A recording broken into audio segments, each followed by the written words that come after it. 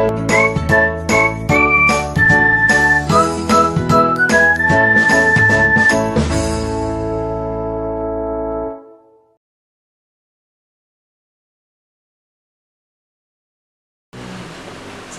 warahmatullahi wabarakatuh.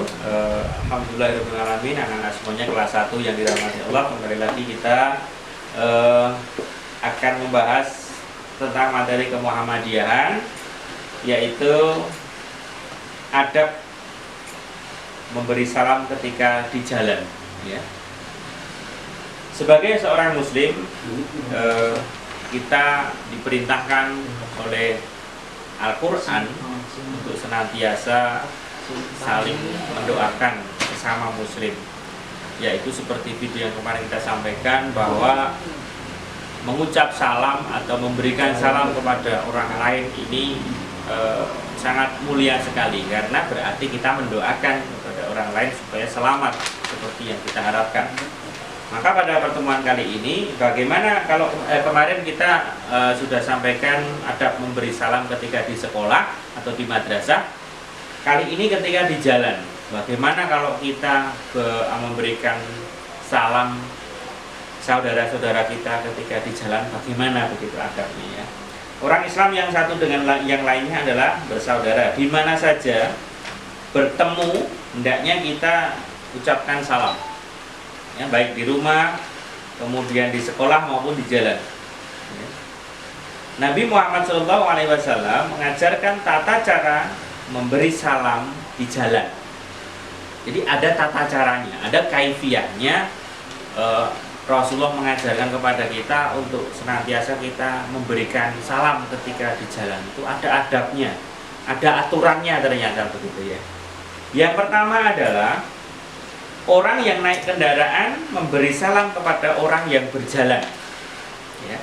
Orang yang naik kendaraan memberi salam orang yang berjalan.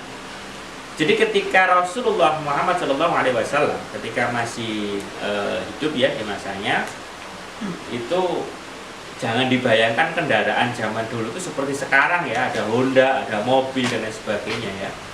Ini sebagai contoh dulu terlebih dahulu. Ketika zaman dulu, ya, kendaraannya adalah, ya, onta sama kuda.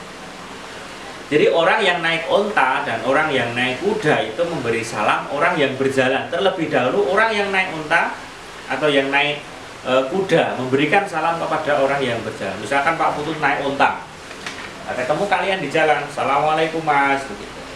Seperti kita naik kendaraan, misalkan sekarang ini ya naik mobil atau naik kendaraan, kita beri salam teman kita yang mungkin sedang berjalan, "Assalamualaikum Mas." Jadi adabnya adalah yang membawa kendaraan atau yang menaiki kendaraan terlebih dahulu yang memberikan salam kepada orang yang berjalan. Kemudian yang kedua adalah orang yang berjalan memberi salam terlebih dahulu kepada orang yang duduk, ya. Jadi kita kalau kita jalan ternyata melewati orang yang sedang duduk, kita lewat di depannya, maka kita ucapkan salam, ya, permisi, "Assalamualaikum, numpang lewat."